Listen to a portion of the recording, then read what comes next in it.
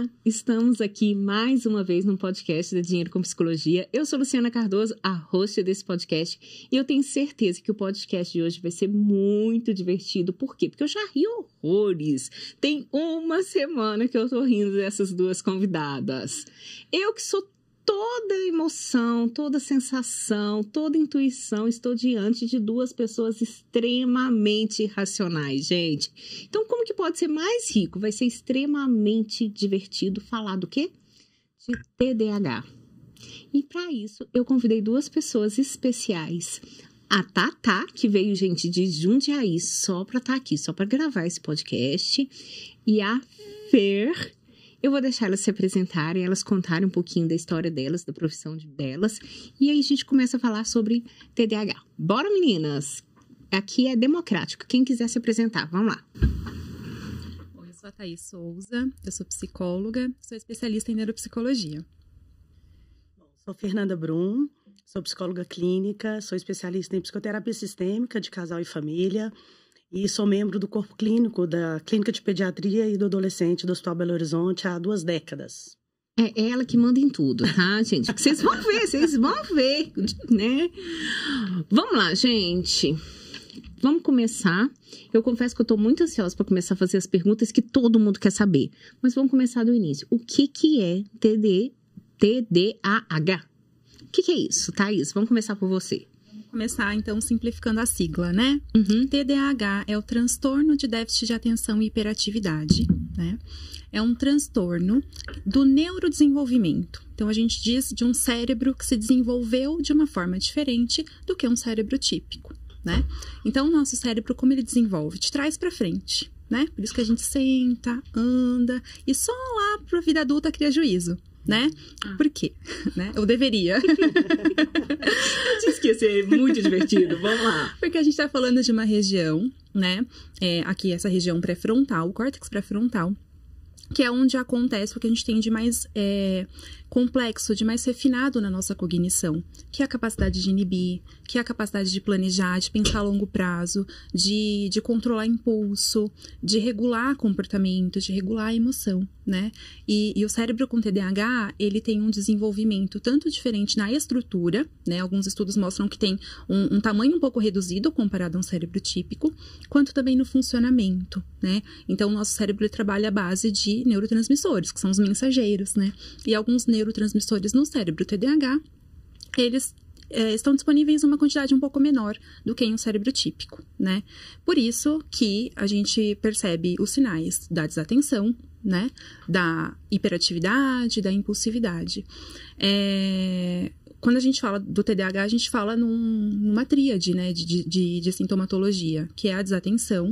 Então, é uma capacidade reduzida, realmente, de sustentar o foco, de iniciar o foco, de sustentar o foco, né, de selecionar o estímulo. A gente fala de uma hiperatividade, que às vezes é física, mas nem sempre é física, né? Às vezes é uma hiperatividade mental, é uma quantidade muito grande de pensamentos em uma velocidade também muito acelerada, né? Então, aquela pessoa que pensa muito, e às vezes pensa em várias coisas ao mesmo tempo. Abre várias telas e não volta fechando. E a gente fala da impulsividade, que é realmente a dificuldade de controlar o impulso. Eu faço, depois eu penso, né? Peraí, calma. Já ligou o botão do imperativo. Vamos lá. Vamos. Eu acho que essa é a pergunta que todo mundo quer saber. Virou um modismo coletivo ser TDAH? Antes que você responda, Fê, que eu vou passar essa pergunta para você.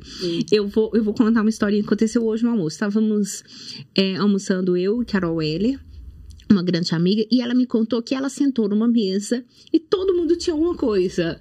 Um tinha transtorno de ansiedade, o outro tinha depressão, o outro tinha hiperatividade. E aí ela se sentiu sem lugar. Sabe quando assim... E eu falei, deu vontade de ter alguma coisa também, né? E isso... a gente brinca, mas assim, e aí? Virou um modismo coletivo? Quando eu falava que eu tinha dislexia, eu era a única na mesa a falar que tinha dislexia. Hoje eu sou eu tenho que falar alguma coisa, eu tenho que ter. E aí, Fer, é um modismo coletivo ser TDAH? Então, vamos lá. Esse modismo coletivo, ou epidemia, né, que pode se chamar aí, mas é uma busca mesmo, né, de conhecimentos que todo mundo está atualmente, né? Hoje fala-se muito mais de TDA, hoje entende-se mais do que TDA, hoje as redes sociais, as mídias, né? Hoje todo mundo tem acesso à informação, né? Então, esse modismo coletivo, a gente tem que tomar um cuidado um pouquinho, né, no nome, porque é um transtorno que existe, né? É datado aí de séculos atrás, e ele é um transtorno muito antigo e existente, né? Muita gente questiona também, além do modismo coletivo, né, se existe TDAH, né? Será que as crianças usam isso como uma muleta, ou os próprios pais, né, para isso? E a gente tem que tomar um cuidado, porque quem tem, sofre, e quem tem, sabe as consequências desastrosas, né, que podem aí repercutir para a vida inteira, né? Então, não tem nada hoje cientificamente comprovado que aumentou-se o número, né, de TDAHs no mundo, né? Mas hoje o diagnóstico é claro que aumentou, né? Por quê? Exatamente por essa busca de conhecimento, né? E hoje no mundo que a gente vive, né, que a gente chama desse mundo do marketing, né, do mundo mesmo digital, é um mundo adulto, e para as crianças também, é claro, né, até principalmente, de um mundo de alta performance, né? Então, todo mundo tem que fazer tudo a tempo e a hora, né? Você já acorda devendo. Então, isso é muito perigoso. Por quê? Porque isso agrava, né? E isso, as pessoas que sentem assim, né? Como todo mundo, eu acredito que um dia já se sentiu assim, né? Eles vão buscar ajuda, de certa forma, o que anteriormente não se buscava. Então, existe alguns diagnosticados, outros não, né? Isso é muito interessante, que é uma pergunta da Adriana. Eu abro uma caixinha de perguntas, né, para trazer um pouco o povo mais para cá. Daqui a pouco eu vou colocar um áudio de uma pessoa. E a Adriana, ela pergunta isso, se essa rapidez, se as telas, se tudo isso que a gente tem que dar conta, né, de esse workaholic que nós vivemos hoje, né, uma era meio que temos que trabalhar muito, se isso agrava a hiperatividade. E quando eu estava montando, também nesse almoço de hoje, a gente estava conversando, eu não consigo mais olhar para as pessoas. Eu sou psicóloga, eu sempre atendi te olhando. Sim. Eu sempre te atendi vendo você. Só que com a ida para a internet, lá para o Zoom, para o meeting, você faz a reunião como? Te olhando. Você não olha mais pro outro. Todo mundo faz a reunião te olhando, sim, vendo como que você tá. Então, quando eu tô num encontro com o outro, que antes era uma preciosidade para mim, hoje eu fico me buscando. E isso me deixa mais desatenta. Nós brincamos aqui na hora que eu faço um diagnóstico em 2 tempos. Assim, eu olho a pessoa, eu consigo ver informações dela. Mas hoje em dia parece que eu não olho mais as pessoas. Isso agrava? Você acha que tudo isso que está acontecendo hoje colabora para um diagnóstico de déficit de atenção, de hiperatividade? Vamos lá. Eu não acredito que, assim, agrave para ter um TDA, né? O que a gente tem que entender, assim, o TDA, ninguém tem TDA da noite pro dia, né? A pessoa nasce com TDA, como, né, a própria Thaís colocou muito bem aí.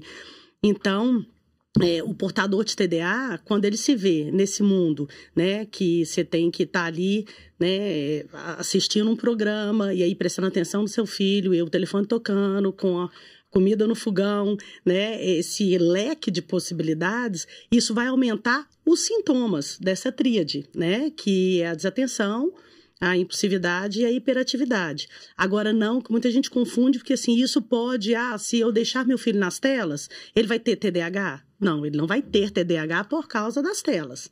Mas, se ele tem uma predisposição que não foi diagnosticado ainda, e existe, né, a possibilidade aí dele já ser portador de um TDA, isso vai aumentar os sintomas dele cada vez mais, não só desatenção, né, da hiperatividade e da impulsividade. Mas isso, eu penso que quando a gente fala, por exemplo, é um modismo coletivo, muitas pessoas se rotulam TDAH sem de fato ter. Uhum. Por quê? Nossa, porque eu preciso prestar atenção em uma coisa e eu não consigo. Nossa, porque eu tô muito agitada, eu não consigo parar quieta. E aí entra essa questão, né? Porque hoje a gente vive um estilo de vida de muita informação. É muita coisa que a gente, né, está exposto. E a nossa atenção, ela não é uma fonte fugiu a palavra. Inesgotável. Inesgotável, obrigada. Né? Não é uma fonte inesgotável. A nossa atenção, ela cansa, né? O nosso tempo de sustentação, ele é limitado. Claro que quando a gente pensa no TDAH, a gente está falando de um nível menor, mas pensando em quem não tem TDAH também é. E aí não dá pra gente querer ter ali muitas coisas acontecendo, né? Fazer várias coisas ao mesmo tempo e que a nossa atenção acompanhe. E aí vem esses rótulos, né, inadequados, pessoas que nem foram diagnosticadas, e aí a gente fala de uma banalização. Aí sim, né? Mas a gente pensar, por exemplo, adultos hoje, muitos adultos sendo diagnosticados. Por quê? Porque quando criança, não se tinha conhecimento, né? E eram rotulados de uma forma muito pejorativa. Sim. Né? Era a criança que não parava quieta, a criança que era terrível, a criança que vivia no mundo da lua, a criança que perdia tudo, Sim. né? E hoje não, hoje o conhecimento ele traz, né, que isso tem um porquê. Eu fiquei curiosa e eu vou perguntar, que não tem nada a ver com o tema, que é o oposto, mas eu fico curiosa. Você já tem super foco. Você acha que é melhor? Era melhor? Tipo assim, você era criança super foco, você é a psicóloga super foco. Nós estamos lá no meio da lua, né, gente? Nós estamos aqui. Vocês não têm noção, gente, como que foi a organização para esse podcast. Eu lá em Marte e as meninas aqui na Terra. Vamos lá, vamos construir um roteiro. E eu nem sei o que é um roteiro na vida, vocês estão percebendo. Você acha que era o super foco... Ele sai na frente, assim, ou ele tem suas dores e delícias de ser também? Todos os extremos têm, né? Porque quando eu hiperfoco em alguma coisa, consequentemente, eu deixo de direcionar a atenção para várias outras, né? E o hiperfoco, ele tende a ser bastante cansativo, né? Ele tende a ser bastante cansativo. Agora, o TDAH também tem hiperfoco. O TDAH tem hiperfoco em atividades que ele gosta muito. Que ele sente prazer. Sente prazer, que traz recompensa, que traz motivação, né? Então, a gente não fala de alguém extremamente distraído. A gente fala de uma atenção que oscila conforme o interesse, né? Por isso que tem TDAH, por exemplo, que é muito bom em um esporte, em música, em algum tema específico, porque a hora que aquilo passa a ser interessante, hiperfoca. Que interessante. Eu tenho o interesse de trazer mais o pessoal de fora para cá, tá? Para participar mais, então tem perguntas. E por coincidência, eu recebi um áudio de uma educadora financeira essa semana. Vou colocar aqui para vocês escutarem e vocês responderem aí o que a Marina tá perguntando pra gente, ok? Vou colocar no alto, vamos lá ver o que a Marina tá perguntando pra gente. Eu tô com um cliente aqui que eu tô com uma suspeita que ele tem TDAH. Vou colocar no 1, né? De projeto em projeto, ela não consegue começar um projeto e finalizar. É uma pessoa que já falou pra mim que tem muita ansiedade, uma pessoa bem ansiosa. Ela é uma pessoa que também já me contou que ela costuma assistir série tocando violão porque ela não consegue fazer uma coisa só. Ela precisa fazer muita coisa ao mesmo tempo, muita dificuldade de lembrar as coisas. Às vezes eu peço para essa pessoa fazer alguma coisa, alguma atividade relacionada ao trabalho. Ela nunca faz. Fala que esquece, que, enfim, fez outra coisa e esqueceu. Ela também já comentou comigo uma vez que ela tem um sono muito leve. Então, se ela acorda por qualquer coisa, qualquer barulho, e aí tem muita dificuldade de voltar a dormir. E aí eu queria saber se essa pessoa realmente tem TDAH, o que isso impacta nas finanças dela. Como que a gente pode tratar isso? Como que eu posso ajudar essa pessoa? A parte de finanças nós vamos deixar mais pro finalzinho, mas ela começa a falar aspectos que a pessoa começa um projeto, não termina um projeto, ela se perde no meio do dia das obrigações dela, faz duas coisas ao mesmo tempo, toca, não lembra que toca violão. Assiste Netflix e toca violão. Ao mesmo tempo. Né? Como que é isso, gente? Me conta um pouquinho, por que isso acontece, se é isso mesmo, isso daqui são características, não sei se tem um diagnóstico. Ótimo. Depois vocês me contam como que fecha um diagnóstico, né? Que eu acho que é interessante as pessoas entenderem aonde que eu vou para descobrir se eu tenho TDAH. Você fala TDA. Não, TDAH, porque a sigla é essa mesmo, né? Transtorno de déficit de atenção e hiperatividade. Né? Então é TDAH. É TDAH. Tá. Às vezes é porque eu falo rápido, TDAH. Vamos... E tem o DDA, que é outra nomenclatura, né? Que também é o transtorno também, é a mesma coisa, porém outra nomenclatura, DDA também. Tá vendo, filho? Você complicando já, a gente tá buscando a de um. Vamos lá. Sobre o áudio, aí vai de vocês. Como que fecha um diagnóstico? Isso daqui é característica de alguém? Muito. Vai lá. Então, a gente tá falando dessa região aqui da frente, né? O que acontece aqui, além da atenção? É o maestro da orquestra. É o que comanda tudo, né? É o que faz com que a gente consiga regular o nosso comportamento, regular a nossa atenção, inibir aquilo que não é o foco, aquilo que distrai. E a pessoa com TDAH, ela tem essa dificuldade, então ela vai pensar muito ao mesmo tempo, ela vai fazer várias coisas ao mesmo tempo, às vezes até com uma tentativa inconsciente, né, muitas vezes, de regular. Né? Então, é o tocar o violão e assistir, porque o violão, de certa forma, ajuda a concentrar. É estranho a gente pensar, né? Mas ajuda a concentrar. Né? Então, funcionalmente falando, no adulto, né, principalmente, são manifestações muito clássicas da pessoa que não consegue fazer uma coisa só de uma vez. A pessoa que inicia projetos e não conclui, né? Justamente por essa dificuldade de regular ali, de dosar mesmo, né? A empolgação, enfim, os recursos para isso. A pessoa que às vezes sai como esquecida, né? E às vezes sai como relapsa, como, nossa, você não tá interessado, você não tá engajado, e na verdade não é nada disso, né? A gente tá falando de uma mente que pensa muito em muita coisa. Então, a hora que ela passou essa proposta para que ele fizesse, imediatamente foram várias coisas que chegaram ali, ficaram por cima, que aquilo ficou perdido, né? E depois acaba não resgatando. Então, o adulto com TDAH, ele acaba tendo muita dificuldade profissional, né? No trabalho, com prazos, com compromissos, por conta da organização, por conta do planejamento, por conta do automonitoramento, né? Eu preciso fazer isso agora, eu preciso me manter aqui nessa atividade. Isso reflete em prejuízos nos relacionamentos, né? Veja, ela é a educadora financeira dele e ela ficou incomodada com isso, provavelmente. Imagina outras pessoas que têm um vínculo afetivo muito mais próximo, né? Não sei se essa pessoa é casada. Isso gera ali um desconforto, né? Que é muito comum. E... Quer falar? Eu começo a falar do diagnóstico. Senão eu vou enrolar aqui. Eu acho que é importante falar que isso que você está colocando são sintomas, né? São sintomas. E esses sintomas são interessantes, assim, pra gente ver que tem... Às vezes a pessoa fala assim, mas como que eu avalio, né, a criança ou o adulto? Né? Todo adulto com TDA, ele já vem com TDA desde a infância. Porém, pode ser que ele não tenha sido diagnosticado na infância e aí foi diagnosticado, né, na vida adulta.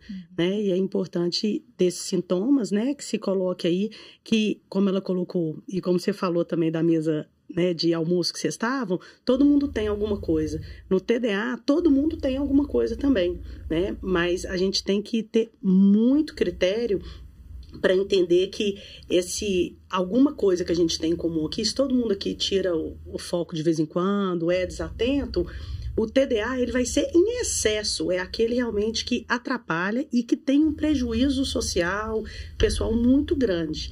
Né? Então, muitas vezes as pessoas ficam muito na dúvida, né? E perguntam muito essa questão, como fazer esse diagnóstico se todo mundo tem, né? E aí é onde que é importante dos critérios, né?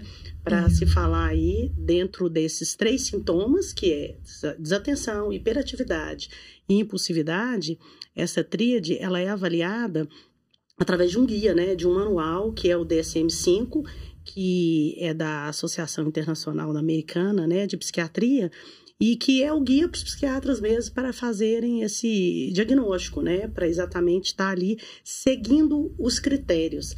E aí a gente tem, né, os critérios de avaliação de desatenção, que são 9 sintomas, e tem de hiperatividade, 6 deles, e de impulsividade, 3 deles. Então, nós temos aí ao todo aí 18 sintomas, né, dentro dessa tríade, que o critério a seguir pelo menos, o indivíduo tem que ter esses sintomas por mais de 6 meses, e aí a gente está falando aí, né, quando se trata tanto de criança quanto de adulto, tem que seguir pelo menos 6, no caso de criança, 6 ou mais desses sintomas, e no caso de adulto, 5, adolescente ou adulto, 5 sintomas desses 18 que se enquadram. Então, isso é só para a gente entender um pouquinho dos critérios, que um deles, você já até começou, né, a dizer, se você quiser falar deles, né, também. Então, quando a gente fala assim, mas como que eu vou saber? É desatento isso? Não, tem um critério dentro dessa tríade, com vários sintomas, que tem que se seguir.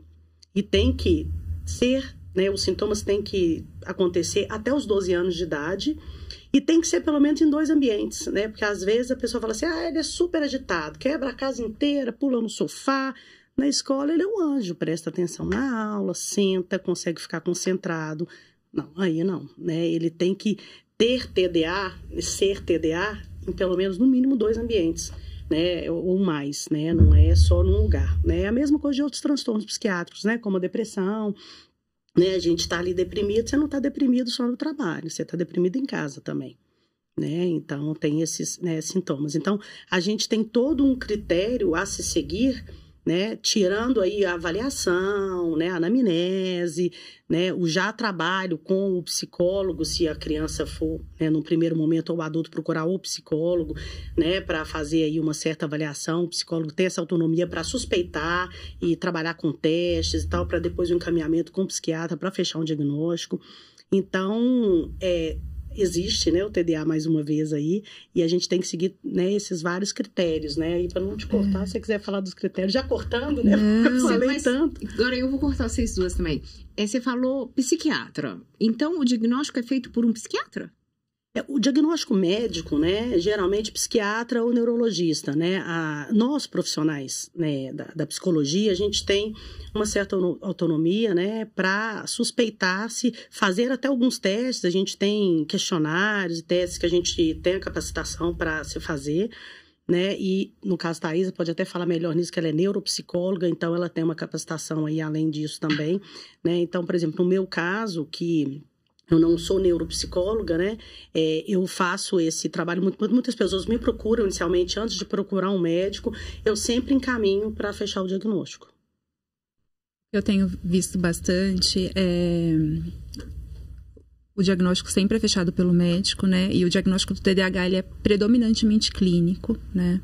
Então, é a história de vida, é o relato que sempre vai sobressair. Mas, cada vez mais os médicos, eles têm compreendido o quanto que a avaliação, o quanto que a testagem psicológica, né? Ela colabora para que esse diagnóstico, ele seja o mais assertivo possível. Porque o que acontece? A gente precisa descartar qualquer outra coisa que justifique melhor os sintomas, né? Por exemplo, ansiedade é algo que interfere demais na atenção. Depressão é algo que interfere demais.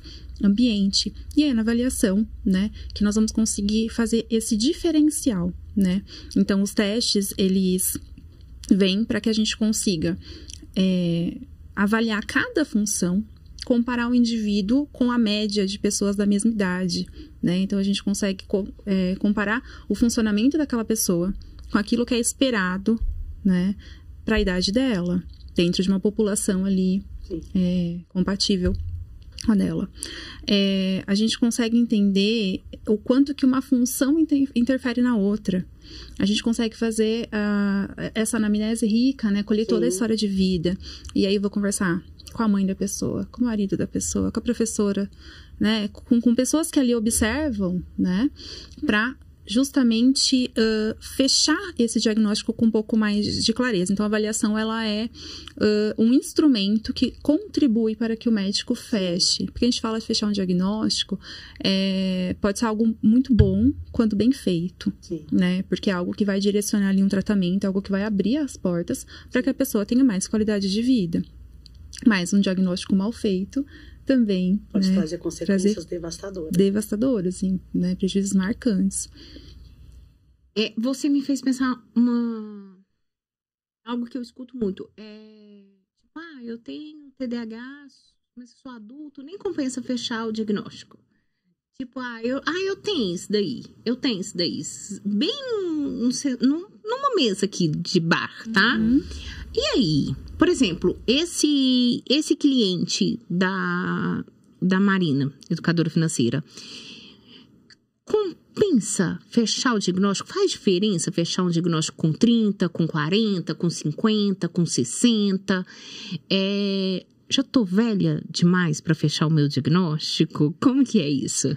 Depende. Vamos lá. Depende se isso vai ser importante para você, né? Tem pessoas que não vão, de repente, lidar com isso, enfim. Mas o que eu percebo é que as pessoas que se dispõem a entender o porquê são como são, é uma transformação. Primeiro porque conforta muito a gente entender que, poxa, então eu sou assim por causa disso, né? E eu falo assim, que fazer o diagnóstico é acender uma luz num quarto escuro.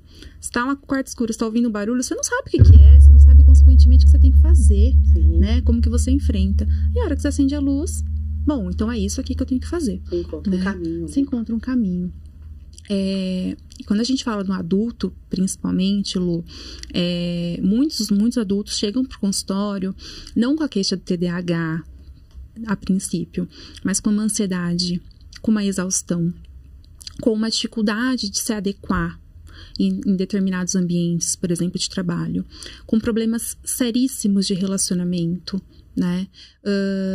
Mães, né? Que a hora que aumentou a demanda, poxa, tem alguma coisa, eu preciso cuidar, né? Então, uma vez que você descobre, além de trazer esse conforto e essa compreensão, abre-se a porta realmente para que você vá buscar qualidade de vida através de uma medicação, se for o caso, através de uma psicoterapia, se for o caso, e através de alguma coisa básica, mas para quem às vezes está no quadro não é básica, que é o estabelecimento de uma rotina que funcione para você. Sim. De hábitos que sejam saudáveis para você. Sim. Né? Porque muitas vezes a gente fala de pessoas que não conseguem dormir bem, não conseguem se alimentar bem, né? Não tem uma vida sedentária, enfim, várias coisas ali que acabam dificultando ainda mais, tornando mais intenso, né, esses sintomas. E dificulta o diagnóstico, né, também, porque hoje, por exemplo, hoje em dia tem muita gente que tem insônia, não consegue dormir. Quem não consegue dormir fica predominantemente desatento, né, constantemente. Então, hoje em dia, voltando à clareza, né, do diagnóstico mesmo, é imprescindível, né, fazer o diagnóstico com todos os critérios, com, né, o psicólogo, né, fechar com o médico, para, assim, né, tratar. E o sofrimento, ele existe, né, então, quando o adulto, ele fala, será que compensa? Se ele já questionou, eu acredito que compense, né, porque é algo que está incomodando. Então, se é algo que está incomodando, a gente pode encontrar ferramentas, né, de certa forma, para melhorar a qualidade de vida, é um ganho, né, sem dúvida nenhuma. Porque vai depender também, né, de indivíduo para indivíduo e vai depender também do grau, né? A gente tem aí os tipos de TDA também e o grau. Então, assim, independente de ter um prejuízo, né, para a vida, né, socialmente, existe um sofrimento, né, e aí é como todos os outros transtornos, né, cada um tem um nível de sofrimento aí, mas sofrer não é bom, né, então se a gente puder buscar ajuda, se houver possibilidades, né, que vá buscar sem medo, porque isso que Thaís falou é importantíssimo, independente do impacto do diagnóstico, quando você tem essa luz no fim do túnel, né, você fala assim, agora eu sei o que fazer, e isso dá um alívio, eu vejo muito isso em adulto, o alívio que se dá de falar assim, era isso, aí vem uma enxurrada de sentimentos, de pensamentos, tudo que essa pessoa vivenciou na infância. E aí ela começa a descobrir que existem outras possibilidades, que ela não é TDA, né, no sentido de ser como pessoa. Ela é uma pessoa antes de ser TDA. Ela é portadora de TDA, ela tem os sintomas, mas existe ali uma pessoa que tem um sentimento, que tem algo aí a fazer. E então traz um alívio muito grande, né? Tanto para as crianças quanto adultos. Eu atendo bastante adulto, né? E as sessões de devolutiva, que é onde a gente vai apresentar ali o laudo e tudo, os pacientes gostam de trazer alguém. Gosta de trazer o marido, gosta de trazer a esposa, gosta de trazer a mãe, gosta de trazer alguém. Pra validar, né? Não, e não só pra validar, mas escuta aqui que eu não faço isso porque eu quero, porque eu não me importo com você. Sim. Sabe? Entende que é uma dificuldade que eu tenho e que eu me importo muito e me machuca fazer isso, né? Porque, de fato, é um sofrimento, né? Eu fico pensando nisso aqui, ouvindo, porque eu dou muito curso, muitos cursos, e eu não sei falar dos outros. Eu falo muito de mim. Falo muito de mim, não como um exemplo, mas eu vou falar alguma coisa assim, não é um exemplo a ser seguido, não, mas eu vou dando uns exemplos assim. E aí, às vezes as pessoas falam assim, nossa, mas como que você deu conta de superar a dislexia, né? Ou algumas coisas assim.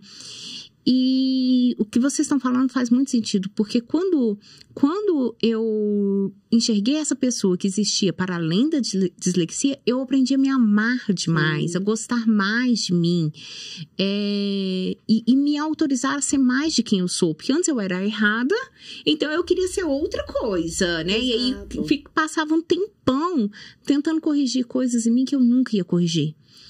Quando eu parei e falei, peraí, eu posso me tornar mais de quem eu sou. Que foi, eu parei de olhar para aquilo que era ruim e fiz uma lista de tudo aquilo que eu tenho de bom. E que é bom. E que, porque senão, era esse confronto. Eu tô aqui diante de duas pessoas que estudam. Eu estudo muito, mas tudo para mim tem que ser sentido no meu corpo. Sim. Fazer terapia comigo é terrível, que eu pergunto o tempo inteirinho, como que você recebe isso no seu corpo? Como que tá isso no seu corpo? O que você sente no seu corpo? Eu tenho que trazer pra cá. Se eu não aprendesse a me amar, estar aqui diante de vocês, pensando assim, gente, vocês vão pra um outro pensamento que é diferente do meu. Vocês têm estrutura, roteiro, script. E o meu sentir. Como que tá aqui? Como que a gente vai? Então, se fosse numa outra época, eu ia falar assim, meu Deus, eu nem vou. Não vou. Sim. E, pelo contrário, hoje eu ainda brinco com você, né, Fê? Eu falei, você vai querer voltar várias vezes, você vai amar isso daqui. Vamos sentir mais, pensar menos. Sente isso daqui como sua casa. Né? Então, pra mim faz muito sentido quando fala da importância do diagnóstico, porque é uma porta de entrada pra gente aprender a se amar mais. A olhar, tá, eu tenho isso, e aí, o que eu vou fazer com isso? Para além disso, o que mais eu tenho? E ter a certeza do que você tem, e não do que você é. Porque se é o que você é, você vai descobrir cada vez mais. Mas a partir do momento que você se rotula, né? Eu sou, né? Peraí, então eu tenho TDA. Eu não sou TDA. É diferente, né? Isso sabe uma coisa que é muito legal? Na avaliação, a gente não vê só o que está prejudicado, né? A gente consegue enxergar o que a pessoa tem de força. E a hora que você mostra isso, às vezes a pessoa fala, nossa, é verdade, né?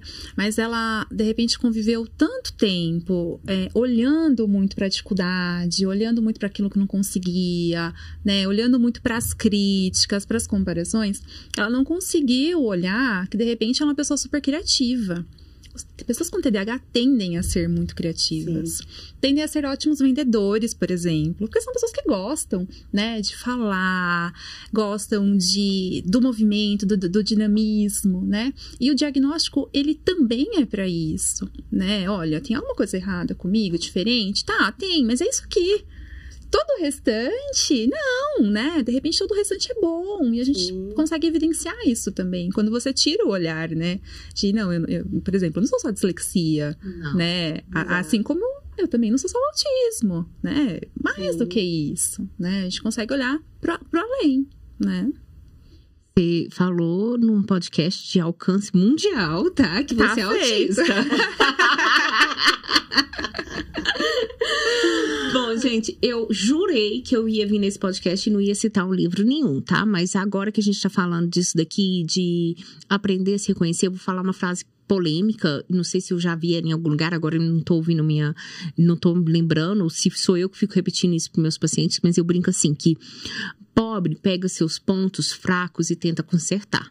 Rico pega seus pontos fortes e tenta melhorar eles ainda mais. Então, entender isso foi uma grande diferença na minha vida. E aí, citando um livro que eu achei que eu não ia citar, que esse daqui não era um tema meu, o tema das duas, tem um livro que chama Descubra os Seus Pontos Fortes, que eu acho que vale muito a pena. Tem o teste. Pelo amor de Deus, para de compartilhamentos de PDF, tá? Isso vai te trazer pobreza. Isso não é próspero. Tem um teste lá individual, tá? Você vai pegar um códigozinho e você vai fazer o teste e vai descobrir os seus pontos fortes. Quase todos os meus pacientes costumam comprar o livro, tá? Não é pegar por aí, não. Comprar e fazer, e vale muito a pena. O retorno disso, de descobrir quais características que eu tenho, que são boas. Sim. Eu lembro de um paciente meu que mandou: Luciana, as minhas foram as piores possíveis. E eu, não, sério aí, vamos dar uma olhadinha nelas aí. E realmente nós encontramos muitas coisas boas nas características dessa pessoa. Mas vamos lá. Vamos falar de medicação? Sim. E aí? O tratamento é através da medicação, Fer? Também. Então, o tratamento, o melhor tratamento é aquele que é condicionado por uma equipe multidisciplinar. Porque existe a possibilidade de fazer um acompanhamento, dependendo do nível também, sem uma medicação. Então, hoje em dia, o que a gente tem de medicação, são medicações que são apresentadas aqui no Brasil. É o metilfenidato, que é a droga mais usada, e que tem a Ritalina LA, que é a de longa duração, e o Concerta, São as três medicações mais usadas. E agora tem um novo, o Vevance, mas que não é o metilfenidato, Vevance, todo mundo fala desse remédio hoje em dia. Porque é uma medicação mais nova. Tomei hoje, vou ficar 5 dias sem tomar, vou tomar de novo. Mas funciona? É isso mesmo? É a lisdesevanxina, que não é o metilfenidato. Então, mas são as drogas utilizadas e que dão um resultado muito bom. A resposta dos pacientes são muito positivas, mas acontece também de não terem respostas muito boas. Mas, no geral, a resposta é boa. Então, a medicação, ela é viável. É importante que se tome a medicação, sim, juntamente com a psicoterapia, que é imprescindível, Não é puxando sardinha para o nosso lado, mas a gente vê que como que o paciente desenvolve muito melhor, Porque o remédio, eu digo que o remédio não é curativo, Você não toma ele para curar do TDA, você trabalha os sintomas. Então, você para de tomar, os sintomas podem voltar. Mas quando você cresce e começa a aprender a conviver com os sintomas, isso ajuda muito. E a psicoterapia mais eficaz hoje, para trabalhar o transtorno de déficit de atenção é a TCC, que é a terapia cognitivo-comportamental, que trabalha exatamente como essa reestruturação cognitiva, vai trabalhar ferramentas tanto para crianças quanto para o adulto, para incentivar mesmo, essa questão de coisas bobas como a Thaís falou anteriormente. Fazer quadro de horário, trabalhar rotina, cronograma, anotar, Exato. E que dá um resultado muito positivo, E a psicoeducação, que é algo que eu falo que se a gente não tiver conhecimento, a gente buscar cientificamente também, as coisas, a gente não só parar um pouco de achar, A gente tem que ter certeza. Então, a gente tem que buscar, muito essa informação aí. Então, essa psicoeducação é trazer informação mesmo, para todos, os nossos pares, para trazer para as crianças, para os adultos, para a escola, em todos os sentidos aí, para a gente ter um resultado positivo no tratamento efetivo do transtorno de déficit de atenção, Então, a chave principal aí, eu acredito que seja a psicoeducação, a medicação, e a psicoterapia. Que são aí essenciais. E muita gente tem medo, da medicação, principalmente criança, os pais, das crianças, porque realmente ninguém quer dar uma medicação, para uma criança aí, principalmente nessa fase de desenvolvimento, existem muitos questionamentos, Mas é o que eu falo, se existe, inclusive, a droga para aliviar esse sofrimento e para trabalhar, a gente tem, que tomar. E aí seria um tratamento pro resto da vida. É tipo diabetes. Eu tenho que tomar, eu tenho um tratamento, eu tenho um... Sim, mas não necessariamente a vida inteira. Por quê? Por exemplo, a criança, a criança com hiperatividade, né? Um dos tipos mais clássicos, né? Que é agitada e que corre para um lado para o outro, sobe na árvore, né? Se tivesse aqui, ia estar quebrando as coisas, né? Enfim, a criança age dessa forma. Quando passa para a adolescência e para a vida adulta, a gente já consegue ter um controle maior disso, né? Então, o adulto com TDA, ele não vai ficar pulando aqui, mas ele vai ficar aqui balançando a perna. Né? Ou então vai estar na fila do banco e não consegue esperar. Então, existe um controle, né, nesse desenvolvimento dos sintomas. Mas, com a psicoeducação e a terapia cognitiva, existe também um aprendizado com essas ferramentas. Né? Então, isso pode aliviar os sintomas e, com a retirada da medicação, o adulto achar que não, acho que estou convivendo bem com isso e está tudo tranquilo. E como você trouxe também antes, né, a criança, né, ela está inserida ali em um ambiente que demanda mais, que é um ambiente muito mais rígido, né? O adulto, ele vai crescer e ele vai ter mais liberdade de escolha. A gente está falando de intensidade de sintomas, né? Existem pessoas que têm uma quantidade e uma intensidade menor de sintomas e outras pessoas que têm mais. Estatisticamente, 60% dos adultos permanecem com os sintomas, ainda causando prejuízos funcionais. Quer dizer que esses outros 40%, né? Essas pessoas, elas desenvolveram estratégias, adaptações para que esses sintomas, eles permaneçam, mas não mais em um nível de sofrimento ou de prejuízo. Às vezes imperceptível. Exato. Né? Porque muitas vezes é um nível de sintoma mais leve, uma intensidade menor. Sim. Né? Você estava falando aí, a minha Siri ouviu, e aí ela trouxe uma lista que eu paguei, eu assustei tanto, paguei correndo, queria até ter visto o que a Siri disse de TDAH. Queria ter visto. Você falou uma coisa, quando você abriu aqui falando, que é muito importante. Pelo menos eu recebo isso muito. Eu acho que eu tenho TDAH, mas eu não sou hiperativo. E você falou que tem um pensamento hiperativo. Explica um pouquinho mais sobre isso pra gente entender, porque as pessoas falam isso muito, mas eu não sou hiperativo. Você falou uma coisa, abre várias telas ao mesmo tempo. Explica, fala um pouquinho sobre isso, fazendo favor. Tá. A gente tem, então, 3 tipos de TDAH, né? Nós temos o TDAH predominantemente desatento, predominantemente hiperativo e a apresentação combinada, que é a desatenção com a hiperatividade e impulsividade. Mas, quando a gente pensa em hiperatividade, existe uma predominância de percepção na infância e nos meninos, né? Porque tem isso também, o TDAH, ele tem uma prevalência maior no sexo masculino. Por quê? Estatística, é prevalente no sexo masculino. Eles são mais agitados, né? Correm mais. E na mulher, o que predomina é a desatenção. Tanto que muitas mulheres nem são diagnosticadas, né? Mas é aquela menina que era no mundo da lua, né? Não dava trabalho, era criança que não dava trabalho, né? Mas estava ali desatenta, enfim. Voltando. A hiperatividade, a gente pensa, então, no físico, mas também em uma inquietação. E é essa hiperatividade mental, né? É uma inquietação, é uma velocidade de pensamento muito acelerada e uma quantidade realmente acelerada. Então, para mim, pelo menos, é uma das queixas que eu mais escuto, né?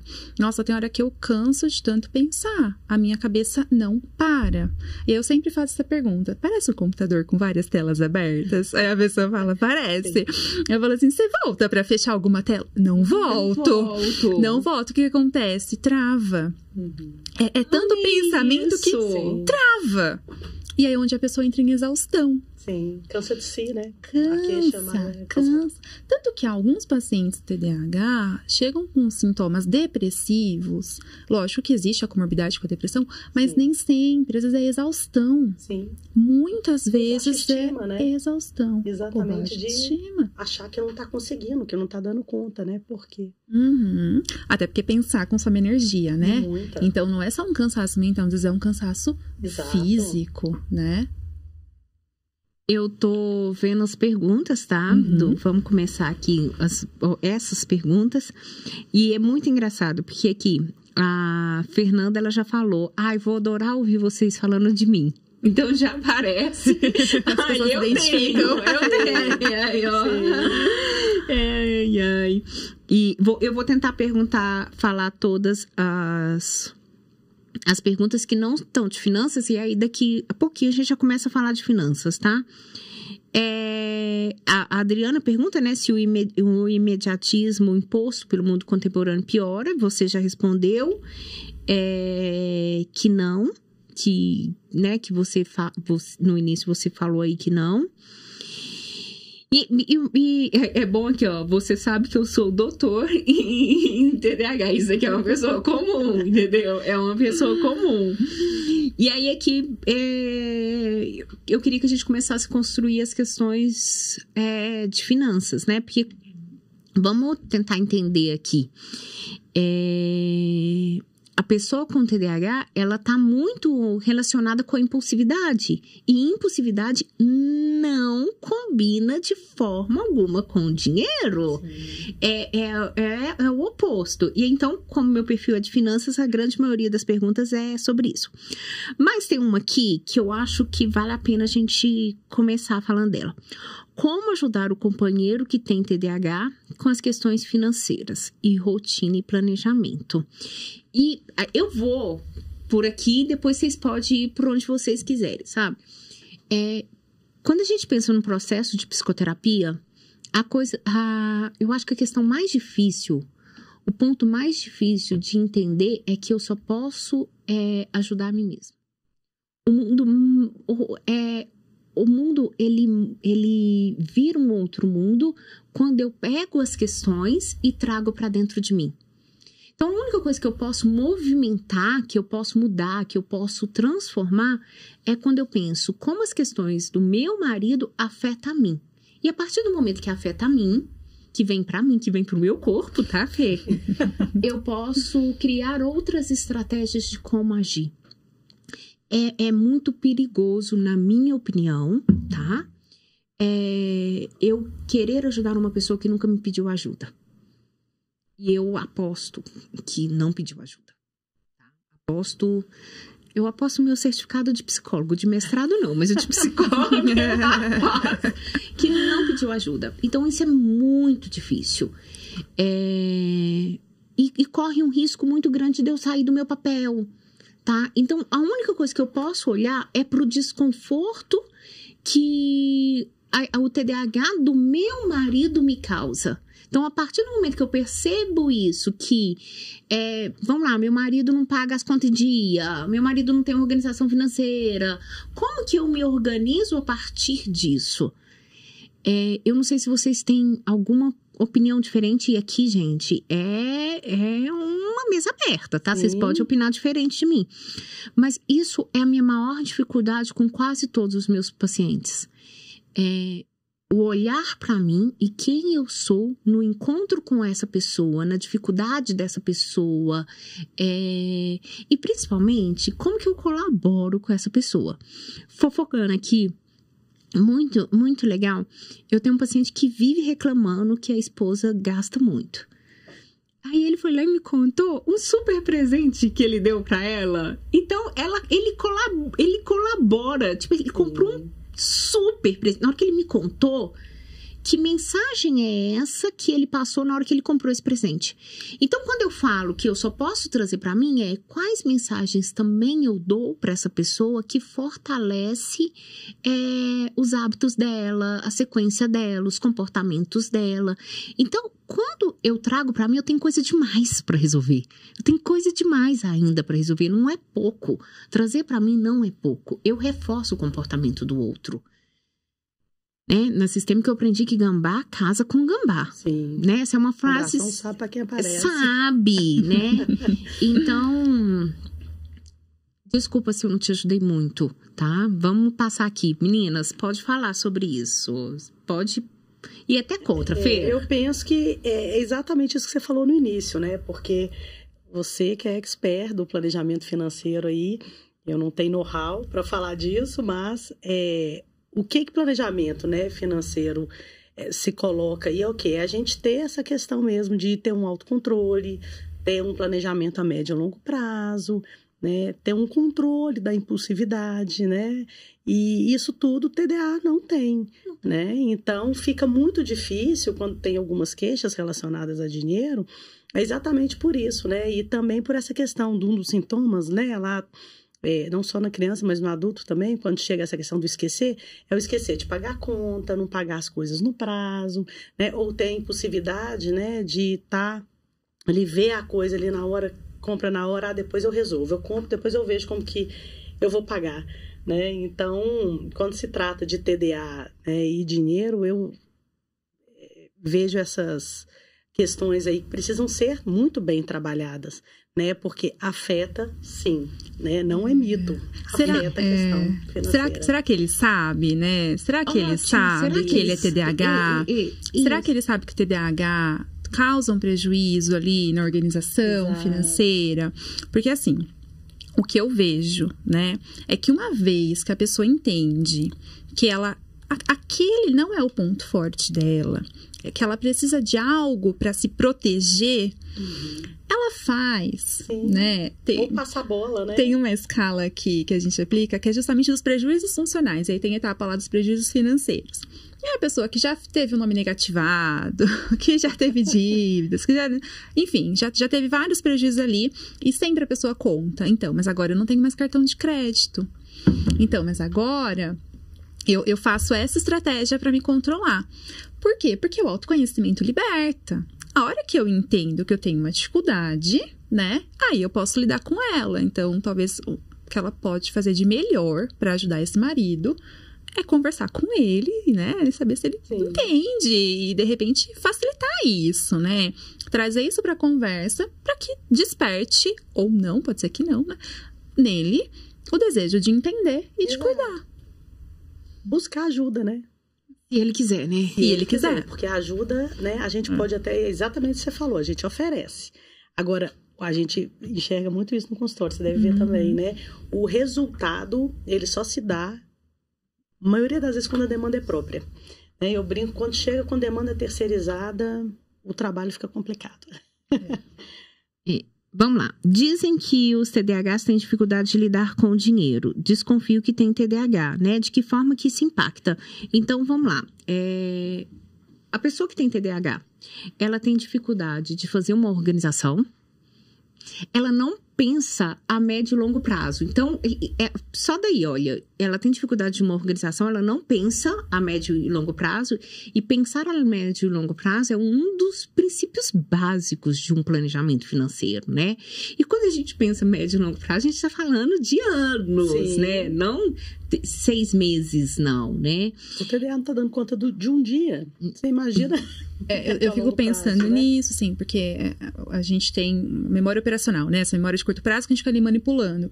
E aí, é muito comum a pessoa fazer conta de cabeça. Ela sai pra rua e ela compra uma coisa, outra coisa, conta de cabeça. A hora que ela chegou no final do dia, nossa, né? Gastei isso. E o pior pros planejadores financeiros são as pessoas que fazem as contas mentais. Né, as que fazem compartilhamento de dinheiro mentalmente, elas vão trazer um prejuízo. Prejuízo é esse. As dívidas, né, as compras por compulsão, porque ela tá na impulsividade, né? Então, ela tem chance de ser uma pessoa que compra compulsivamente, né? Ela tem dificuldade de disciplina, de planejamento, de autocontrole. Ou seja, tudo aquilo que a gente espera que uma pessoa que esteja disposta a fazer um planejamento financeiro tenha. Então, uma das coisas mais importantes é entender que eu preciso de ajuda. Primeiro é entender que eu realmente lido com dinheiro de uma forma diferente. E às vezes eu gosto de falar, a gente entender que eu tenho uma doença. E essa doença tem consequências, né? Se eu viro para você e falo, eu tenho diabetes, você não vai me mandar comer um doce, um chocolate, né? Você pode até me dar ele de presente aí, né? Eu já fiz essa besteira de levar uma cesta de chocolate pra uma pessoa que tem diabetes. Mas ok, eu não sei. Mas a pessoa tem que ter autocontrole, a pessoa, né? Sabe. Não posso comer. Ela sabe. Então, quando eu entendo que eu tenho uma doença, eu preciso de ajuda. Então, o planejador financeiro aqui nessa hora é um investimento que custa barato. Porque caro é os prejuízos financeiros que ela traz, sabe? E aí já acredito que ela já faz uma psicoterapia cognitivo comportamental, que eu também concordo que seria o melhor. Então, entender que eu preciso de ajuda, que às vezes uma planilha não vai funcionar para mim. Gente, pensa, fazer um TDAH fazendo uma planilha, gente, deve ser assim, sofrido. Sabe o que acontece? Vai, né? Amo. O que acontece é o seguinte, né? O TDAH, ele começa alguma coisa muito empolgado. Então, ele vai fazer a melhor planilha que ele puder. Eu falo porque eu já atendi muitas pessoas assim. A melhor planilha. E ele vai colocar as melhores fórmulas, a melhor decoração naquela planilha. Ele vai gastar um tempo fazendo a planilha e ele vai usar por um dia ou dois. Depois morreu a planilha. Sim. Tem que ter, é importante ter, né? Ajuda um controle externo. E é o planejador. Porque o TDAH tem um déficit no automonitoramento. Se ficar por conta própria, e é uma função, assim, aqui na frente, é tudo aqui na frente que acontece, é tudo aqui na frente. É o automonitoramento, né? Eu tô fazendo esse projeto aqui, com esse objetivo aqui, eu vou me manter. Só que aí eu tenho uma dificuldade de automonitoramento, uma dopamina baixa.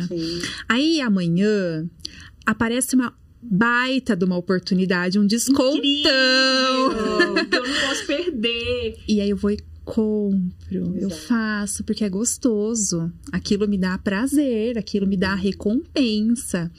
É muito importante você falar isso, porque o TDAH, ele tá muito vinculado ao prazer. E muito pouco ao dever. E aí, a pessoa, para fazer um compromisso financeiro, eu preciso ali estar relacionado, não com o dever de dívidas, tá, gente? Pelo amor de Deus, mas com os deveres que a gente tem na vida. Aquilo que às vezes eu não gosto de fazer, mas eu tenho que fazer. Simples assim. E de repente, né, não sei se já é o momento, mas uma das estratégias pode ser mesclar, né, coisas a longo prazo, mas também recompensas a curto prazo, porque isso vai motivar. Isso vai motivar.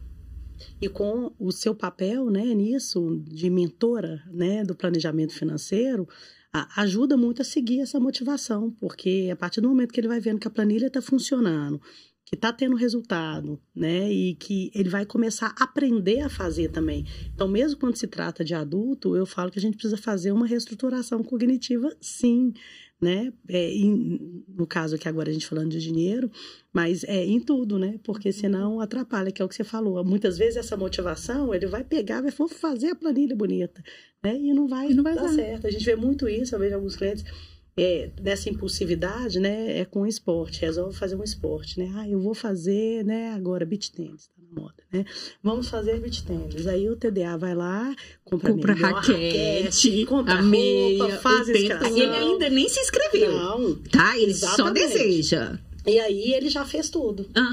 Aí passou um tempinho. Ele nem se inscreveu. Ele não comprou energia pra fazer o beach tennis. Né? Exato. Ele gastou energia comprando. E aí depois ele resolve agora jogar golfe.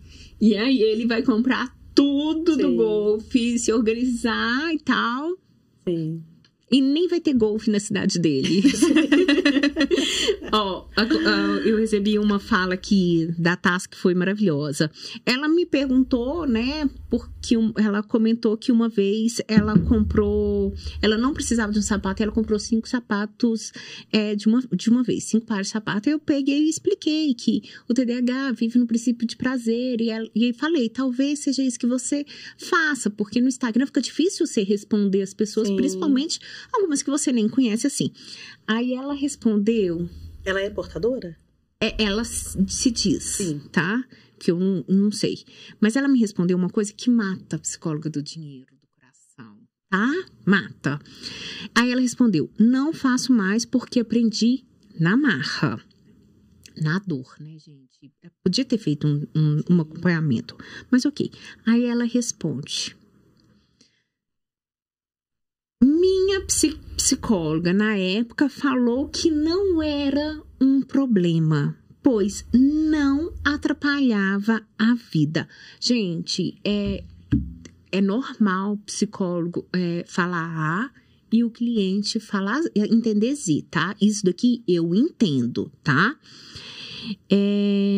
Aí ela continua, até eu ficar sem um tostão e ver, sim, que era um problema. Então, isso foi a fala dela. Mas por que eu tô te chamando atenção para isso?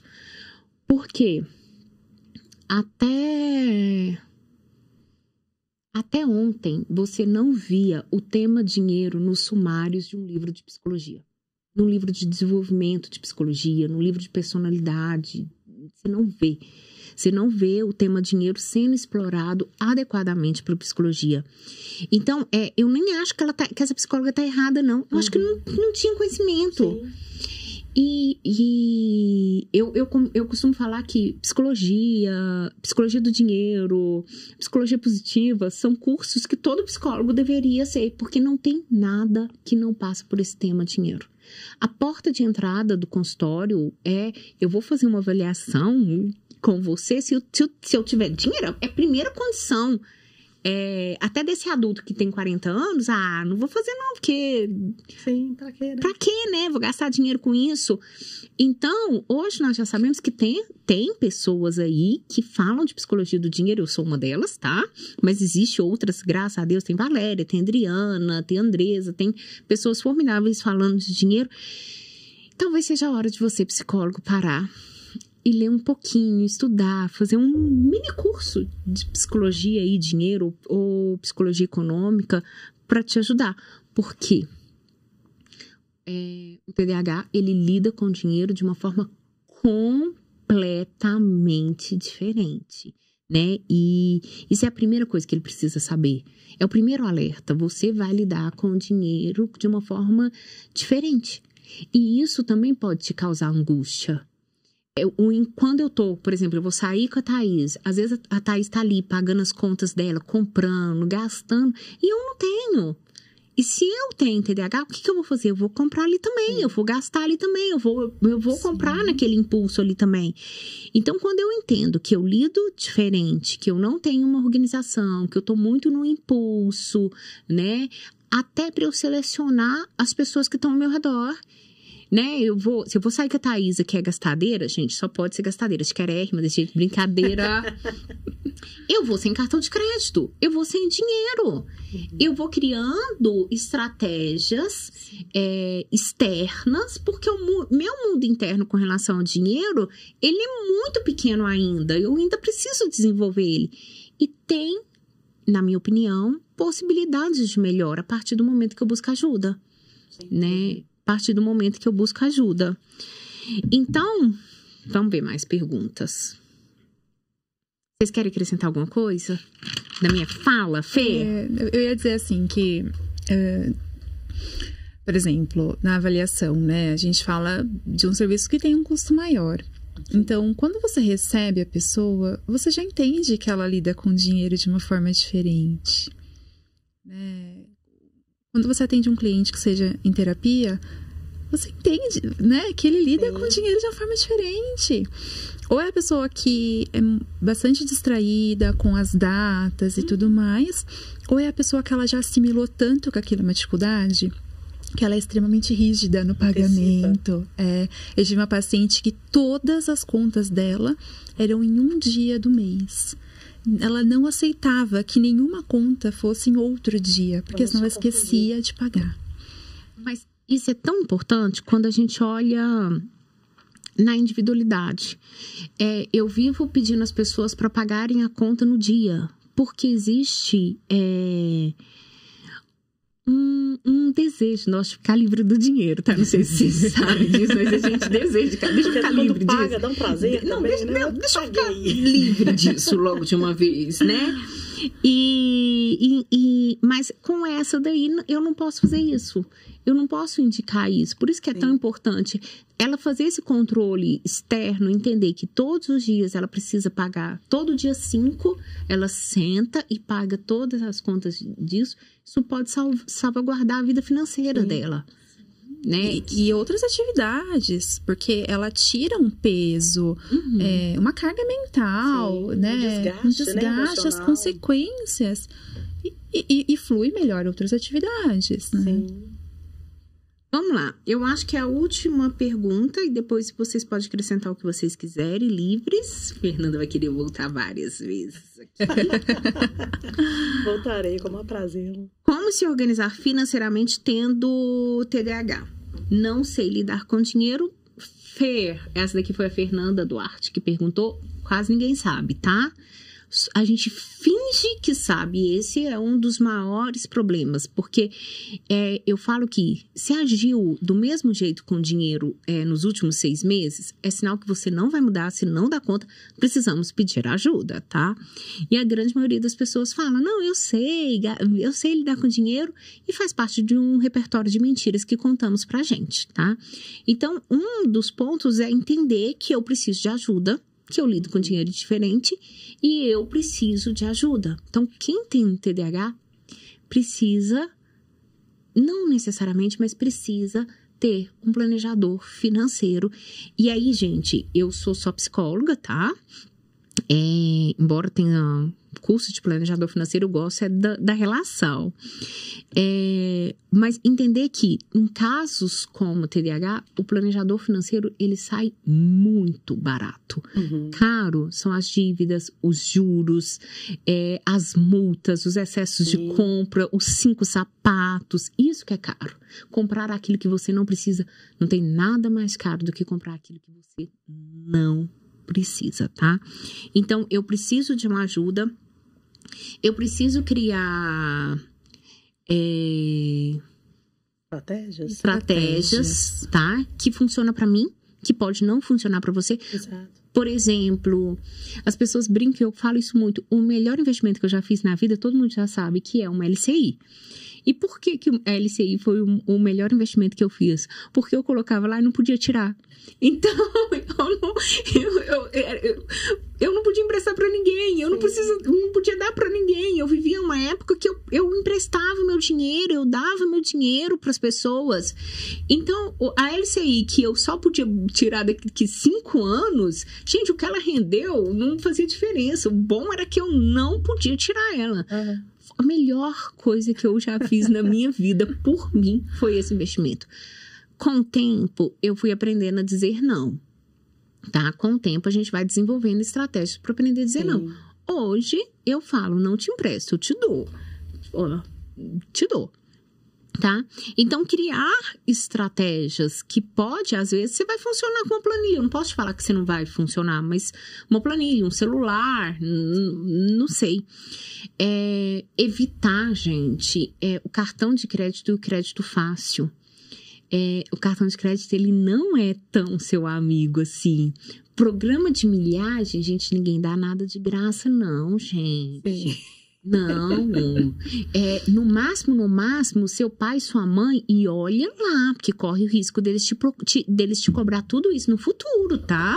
Então, programas de cartão, de milhagem, não. E ter alguém por perto, essas são algumas formas que a gente pode melhorar. Mas o TDAH, ele é necessário que ele entenda que isso é uma característica funcional dele, a compra por impulso, para ele é muito mais natural do que para outra pessoa, por exemplo. Necessária. A compra, mas assim, a recompensa em si, né, que é o que a compra faz, ela é muito mais necessária, porque é algo que falta, né? A gente pensa que existe um nível basal, né, um nível básico ali de dopamina que é produzido em cérebro sem TDAH e um nível diferente em cérebro com TDAH. Então, é como se houvesse uma busca pela recompensa maior. Seria a busca desse prazer. Do prazer, que é a compra. Que às vezes é o jogo, é a aposta, né? Sim. Os vícios, né? E a gente pensa que tudo isso envolve dinheiro, claro, né? Tudo isso envolve dinheiro. À toa que... Desculpa te interromper. Pode terminar. Não, isso é justamente isso. É essa busca, né? por essa sensação, por essa descarga de prazer realmente que vem quando você... Que é uma delícia, né? Passar o cartão é uma delícia. Sim. Se passar é ótimo. Se passar você passa rezando. Vai passar, passou. Beleza, né? Mas você me fez pensar nisso, a importância de um diagnóstico, até para entender que TDAH sou eu. Porque às vezes eu vou estar lá no jogo patológico que eu não vejo. Existem muitas compras compulsivas que são disfarçadas, que são aceitas pela sociedade. Por exemplo, curso. Psicólogo ama um curso. Livro, a blusinha que é ruim, o homem também, que às vezes fala, não, minha mulher que gasta demais, mas ele troca de carro todo ano, né? Dependendo da frequência que eu troco de carro, ela também pode ser exagerado aí. Tem um paciente que era mercado, mas mercado é aceito também. A esposa ficava doida, porque ele não deixava acabar. Juntava vidro de ketchup. Eu atendi um paciente extremamente rico que ele tinha que ir no supermercado todos os dias. É um ritual, né? É um ritual. A casa dele, ele comprava 12 tomates ontem, hoje ele vai lá e compra 10. Não tinha o que fazer. E ele não conseguia. A sorte dele é que ele é muito rico. E muito interessante, porque aí ele vem de uma escassez. Então, ele se tornou muito rico, mas a escassez não saiu dele. Ele tem tanto medo de faltar que ele fica ele vai lá comprando, ele não pode faltar comida mais. Então, ele compra muita comida. E a sorte dele é porque ele é muito rico, ele pode ir no supermercado todos os dias, porque tadinha de mim, né? Se eu for no supermercado todos os dias comprar a quantidade de compra que ele faz. Mas eu acho importante fazer esse diagnóstico para entender quem sou eu com a hiperatividade. Sim. E uma coisa só para acrescentar, que eu te interrompi aquela hora, desculpa, mas que a gente não falou, que eu acho que é muito importante, né, para todos nós, né, estarem cientes disso, para as pessoas que estão assistindo também, é essa questão dos vícios, né, porque o TDA, ele é muito mais propenso a ter vícios, né, abuso de álcool, de droga, exatamente por essa situação da dopamina. Né? Então, essa sensação da busca aí, né, do prazer mesmo, isso acontece muito na adolescência, né, onde já é uma fase mais de descoberta, né, de indecisões aí, se a gente, né, por isso que é importantíssimo estar avaliando desde criança, porque a gente pode impedir que isso aconteça, né, ou diminuir o risco, né, então, o TDA, ele tem essa grande... propensão aí a vícios, né, álcool, droga, acidentes automobilísticos, né, e, então isso é forte. É importante, né, salientar pra gente saber. Ok, meninas, estou passando agora aqui para agradecer, né, passando para agradecer foi péssimo. Tá, mas é assim mesmo. É bom que aí os erros ficaram todos comigo, você viu? Minha Siri que funcionou, eu que falei isso, tá vendo, Fê? Tá vendo? Você que fala que eu sou toda solta. Bom, obrigada, Thaisa, por você ter vindo. Isso daqui pra mim é muito importante. Alguém que compra a ideia da gente, que valide a ideia da gente, a sua vinda pra cá Eu falo que não tem nada melhor do que dar dinheiro pra alguém, tá? Quando a gente quer elogiar alguém, a gente dá dinheiro pra esse alguém. Acho que essa é uma frase do Bruno Perini que ele fala isso. A sua vinda pra cá é isso. É uma grande validação do meu trabalho, de respeito e de carinho. Então, muito, muito obrigada. Eu não tenho consciência do que é sair de Jundiaí, pegar um avião, vir pra Belo Horizonte só pra gravar um podcast, tá aqui, nessa doçura toda. A Fernanda que começou falando normal, de repente ela já tava docinha. Eu pensei, meu Deus, eu vou ter que ficar docinha também, né? Vai ser difícil.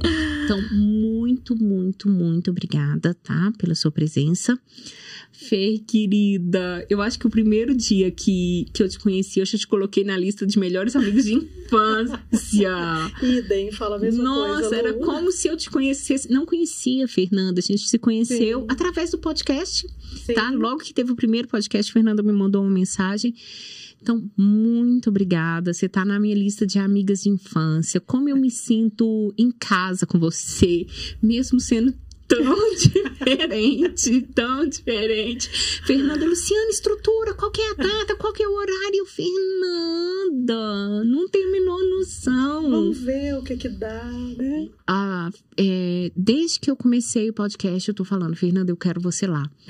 E hoje você veio, então, muito, muito, muito obrigada. Eu espero que você volte mais vezes pra gente falar um pouquinho de psicologia infantil, né?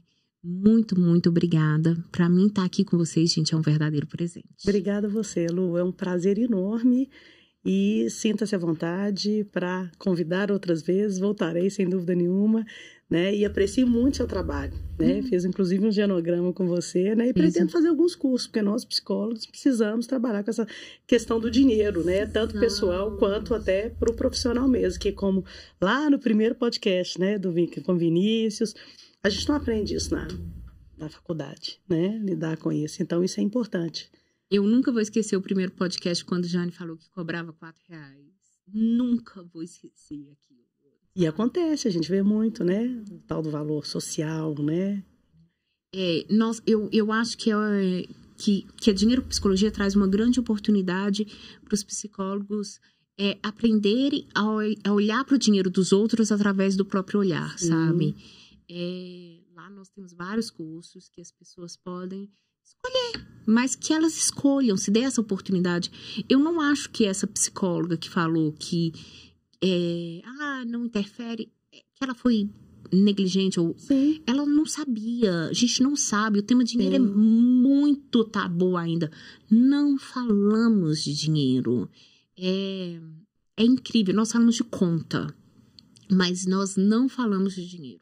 Dinheiro é a última coisa, né? Assim, não falamos. Então, é importantíssimo que todo psicólogo conheça um pouquinho, que experimente, conheça, mesmo que seja para encaminhar. Sim. Sabe? Não, então, existe essa possibilidade aqui, vai lá. Então, podemos encerrar? Sim. Podemos. Bom, gente, ficamos com Deus. Eu espero que vocês tenham gostado. Se você gostou, comente, compartilhe, me siga. A grande maioria das pessoas que assistem os podcasts não me segue. Então, tem um botãozinho aqui para você seguir. Me segue também nas redes sociais. O meu Instagram é Dinheiro com Psicologia. O da Thaís, qual que é o seu Instagram? Thaís, com TH, souza.neuropsi. Fernanda, você tem um Instagram aberto, Fê? Sim.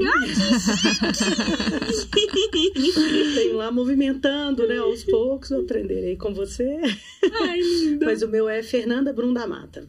Tá lá aberto.